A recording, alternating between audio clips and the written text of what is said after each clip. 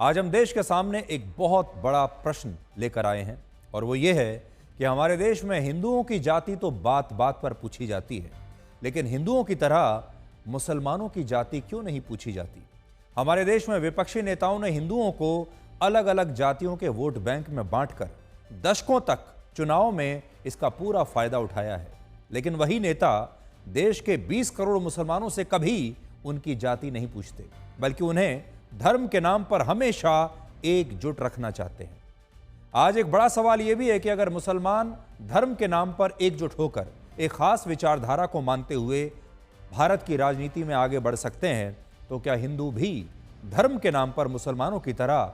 राजनीति में व्यवहार नहीं कर सकते। हिंदू समाज की तरह मुस्लिम समाज भी अगड़ी जाति, पिछड़ी जाति और दलितों में बटा हुआ है, जिनमें पहले समूह को अशराफ कहते हैं, दूसरे को अजलाफ कहते हैं और तीसरे को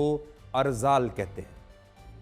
इनमें अशराफ समूह में सैयद, शेख, पठान और मुगल जैसी जातियां आती हैं और इन जातियों को मुसलमानों में अगड़ी या ऊंची जाति का दर्जा मिला हुआ है। इसके बाद दूसरा वर्ग अजलाफ मुसलमानों का होता है, जिसमें अंसारी, मंसूरी, राइन, कुरैशी, गद्दी, इदरीसी, सिद्दीकी और फाकिर जैसी कई जातियां आती हैं और इन्हें आप पिछड़ी जाति कह सकते हैं या मध्यम वर्ग भी कह सकते हैं। और ये वो मुसलमान हैं जिन्हें भारत में धर्म परिवर्तन करके जिन्होंने इस्लाम को अपनाया था, और इन्हें पसमानदा मुसलमान भी कहते हैं, जिसमें पसमानदा का मतलब ही बैकवर्ड या पिछड़ा हुआ मुसलमान होता है। और इन मुसलमानों की जातियों को आप ओबीसी या पिछड़ी श्रेणी में मान सकते हैं और इन्हें ओबीसी श्रेणी में आरक्षण भी हमारे व्यवस्था में मिलता है। तीसरा और आखिरी वर्ग है अरजाल,